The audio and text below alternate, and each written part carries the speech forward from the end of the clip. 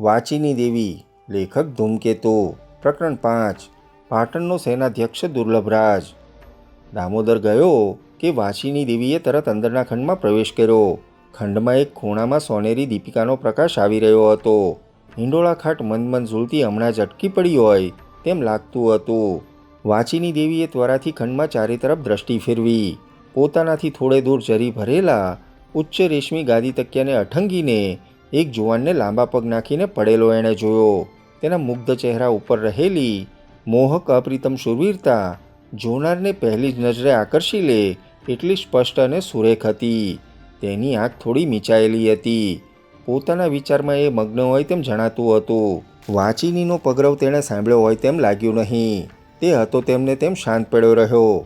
તેના કંઈક આકળા, ઉતાવળા, આગ્રહી, તડને ફળ કરી નાખે એવા સ્વભાવના સૂચક બે પાતળા લાંબા લાલ હોઠ એકબીજાને સહેજ દાબીને શાંત સ્થિર રહી ગયા હતા. સીધું, રૂપાળું, રાજપૂતી ગૌરવ ભરેલું એનું અણિશુદ્ધ નાક આખા ચહેરાને અનોખી સુંદરતા આપી રહ્યું હતું. મહારાજ ચામુંડનું વારસામાં મળેલું લાંબુ પાતળું શરીર એનામાં રહેલી ત્વરિત વિદ્યુત શક્તિનું જાણે માપ આપતું હોય તેમ લંબાઈને પડ્યું હતું. બે ઘડી નજર ઠરી જાય એવો આકર્ષક, તેજસ્વી, જુવાની ભરેલો, મોહક રૂપરેખા દાખવતો એનો ચહેરો વાચીની દેવી બે ઘડી જોઈ રહી. તેણે એને ઉછળીને મોટો કર્યો હતો. પોતાના પુત્ર તરફ હોય એવી એના ઉપર એને પ્રીતિ હતી. પણ ફોઈ ભત્રીજાની વચ્ચે છેલ્લા સમયમાં રાજસત્તા પરત્વે ઘર્ષણ થયું હતું. હજી સુધી એ અજય રહ્યો હતો. અત્યારે ભત્રીજાને જીતવા માટે ફોઈ આવી હતી. ભત્રીજાને જીતવો સહેલો હતો, પણ ભત્રીજામાં રહેલા પાટણના સેનાધ્યક્ષને જીતવો મુશ્કેલ હતો. અને જીતવાનો એને હતો. વાચીની દેવી બે ઘડી વિચાર કરતી શાંત ઊભી રહી. દુર્લભરાજ! અવાજ આવતા જ દુર્લભરાજની આંખ ઉઘડી ગઈ. તેનો હાથ સહજ જ પાસે પડેલી તલવાર ઉપર ગયો. કેમ કરણ, શા છે સમાચાર કીર્તિરાજના? એના મગજમાં રમી રહેલા લાટના કીર્તિરાજની વાત બહાર આવી પડી. એ તો હું છું દુર્લભ. વાચીની દેવી એના વાક્યો મનમાં તોળી રહી. કોણ, ફૈબા? તે વિનયથી બેઠો થઈ ગયો. ફોઈબા, કહો ન કહો પણ હમણાં તમારી ઊંઘ ઉડી ગઈ છે. એ શું? લોકો પણ ઘેલા બનીને રાજમહેલના દરવાજે આજે આવ્યા હતા. એ બધું છે શું? ફૈબા, મને તો મોટા ભાઈએ કહ્યું. મેં તો કહ્યું કે તમે જાણો ને ફૈબા જાણે. હું તો રહ્યો જોધો. મારે તો એક જ જોવાનું. મહારાજ કહે કે અહીં દેહનો ખપ છે તો ત્યાં આપણું કામ. બીજી રાજસત્તાની વાત મોટાભાઈ જાણે. હું તને એ જ કહેવા આવી હતી દુર્લભ. ખેરાલુથી રાણાજી આવ્યા છે. જેહુલ રાણાજી? હા, અને તને ત્યાં બોલાવે છે, મહારાજ પાસે. મને? કેમ?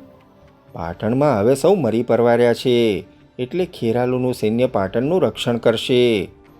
ખેરાલુનું સૈન્ય પાટણનું રક્ષણ કરશે? કેમ એમ બોલ્યા? પાટણમાં કોઈ નથી કે એ પાટણનું રક્ષણ કરશે? પાટણમાં મહારાજ છે, મોટાભાઈ છે, તમે છો, બાલુકરાય છે, રક્ષાદિત્ય છે. પાટણને ખેરાલું આવીને શું રક્ષતું તું? એ તો તું પણ જાણે છે, હું પણ જાણું છું. પાટણમાં નાનું છોકરું પણ જાણે છે. પણ મહારાજ જાણતા નથી એનું શું? એમને હવે કોઈનો વિશ્વાસ રહ્યો નથી. ત્યારે એ બધું તો તમે હાથે કરીને ઊભું કર્યું છે ફૈબા. તમે લોકોને ચડાવ્યા. તમે જ મહારાજની અવગણના કરવા એમને પ્રેર્યા.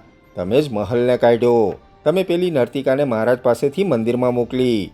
હવે તમે અમને વળગ્યા છો. સાચું દીકરા, સાચું.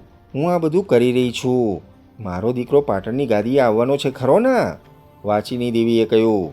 દુર્લભરાજે કંઈ જવાબ વાળ્યો નહીં. કેમ બોલ્યો નહીં દીકરા મારા? તમે જ્યારે... વાચીની દેવીએ જમીનથી સહેજ હાથ ઊંચે રાખીને અભિનય કર્યો.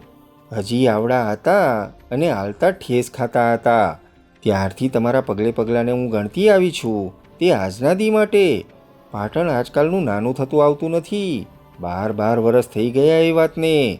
ત્યારનું એ નાનું થતું આવ્યું છે. હવે એ વાતની હદ આવી ગઈ છે. તમારો તો બાપુ, પણ મારો તો ભાઈ છે ના. હું રગે રગ જાણું છું. એક વખત હતો જ્યારે એની આંખે ગજસેનાઓ ધ્રુજતી. એ વખત ગયો. આજે એ ભાઈ ગયો. આજે તો હવે એનું ખોખું રહ્યું છે. ખોખાને ક્યાં સુધી જાળવશો ગગા? દુર્લભરાજે વાચીની દેવી સામે જોયું. એની આંખમાં આંસુ હતા. ફૈબા, તમને ખબર નથી તમે શું બોલી રહ્યા છો. તમે માની જગ્યાએ છો. પણ બાપુને માટે અવગણનાનો એક પણ શબ્દ હવે હું નહીં સાખું. કાં હું નહીં, કાં. દુર્લભરાજનો અવાજ ધ્રુજતો હતો, હોઠ કાંપતા હતા. તે વધારે બોલી શક્યો નહીં. વાંચીની દેવી સમજી ગઈ. દુર્લભરાજ પુત્ર અજેય હતો. તેને પણ પુત્રનું કામ ન હતું. તે સેનાધ્યક્ષને વળગી. તેનો અવાજ એકદમ શાંત સ્વસ્થ બની ગયો, જાણે એ વાંચીની દેવી ત્યાં હતી જ નહીં. દુર્લભ, હું પણ કોઈકની પુત્રી છું હો. તને ખોટું લાગે હું સમજી શકું છું. હું મહારાજ વિશે હવે નહીં બોલું. મહારાજ પ્રસન્ન રહેતા હોય તો ભલે, કાલે મહાલયમાં મહલ પાછો ફરતો બસ. હું પણ એ જ કહું છું ફૈબા, મહારાજની અવગણના શા માટે? આ ઉંમરે એમને લાગી આવે છે. એમને થાય કે મારું કોઈ નહીં, અને મારાથી એ જોવાતું નથી. મોટાભાઈ તો જ્ઞાની રહ્યા, હું તો રહ્યો સીધો સાદો સૈનિક. મહારાજની અવગણના મારાથી ખમાતી નથી. લે દુર્લભરાજ આ મુદ્રા. વાંચીની દેવીએ મહાલય પ્રવેશની મુદ્રા એની સામે ધરીને કહ્યું, હું એટલા માટે જ આવી હતી. રાજમહાલીના દ્વાર મહલ માટે ખુલ્લા છે બસ. શા સમાચાર કરણ લાવ્યો? સહજ પૂછતી હોય એમ એણે પૂછ્યું. કરણ દુર્લભરાજનો વિશ્વાસુ માણસ હતો. દેશ વિદેશના સૈન્ય સમાચાર લાવતો. સિંધુરાજે ખેડબ્રહ્મા પાસે ગજસેના ભેગી કરી છે. કીર્તિરાજ પણ એના પ્રયાણની રાહ જુએ છે. ત્યારે હું તમને કહું કે એ તમને ઘેરી વળશે. ત્વરિત પગલું ભરશો તો જ એની યોજના ધૂળ મળશે. મહારાજ આજ્ઞા આપે તો ખેરાલુની સેનાને રાતોરાત ઇલદુર્ગ તરફ મોકલી દે, અને તું જા લાટ સામે. વલ્લભરાજ ખેરાલુના સૈન્યને મળવા અહીં નીકળી પડશે તો એ બંને ભેગા થતાં અટકી પડે. ભેગા થયા પછી તો એમને રોકવા એ તો મહારાજ મૂળરાજદેવ જેવાને પણ કંથકોટ સેવવું પડ્યું હતું. સિંધુરાજની ગજસેના તને ક્યાં ખબર નથી? સિંધુરાજની ગજસેના એટલે શું? એમ જ કરવું છે ફૈબા. દુર્લભરાજનો રણપ્રિય આત્મા જાગી રહ્યો હતો. વાંચીનીએ એ વાતમાં જ એને આગળ લીધો. મહારાજને પૂછી જો, અત્યારે ને અત્યારે. રાણોજી પણ ત્યાં છે. દુર્લભરાજ આજન્મ સૈનિક હતો. યુદ્ધરંગી વાતોએ એને ઉત્સાહી બનાવ્યો. વાંચીનીએ એ જોયું. એ આગળ વધી. કરણને મોકલીને રણરંગને કહેવરાવી દો કે મહલને અહીં મહારાજ બોલાવે છે, અને એ પોતે ઇલદુર્ગ ભણી આગળ વધે.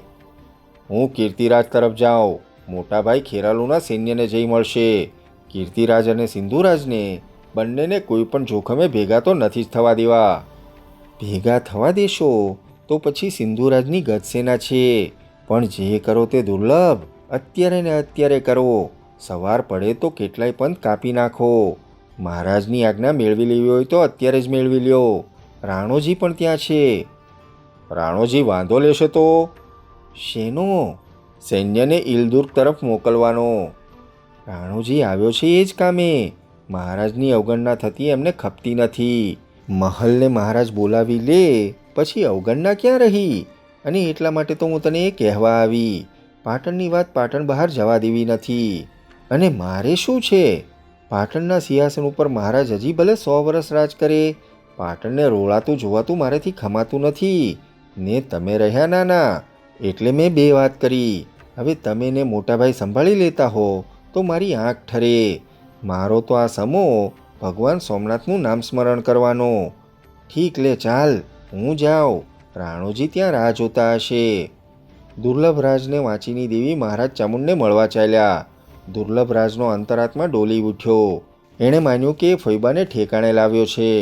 એની પડખે આવતી વાંચીની હવે પછીના પગલાં વિશે વિચાર કરી રહી હતી.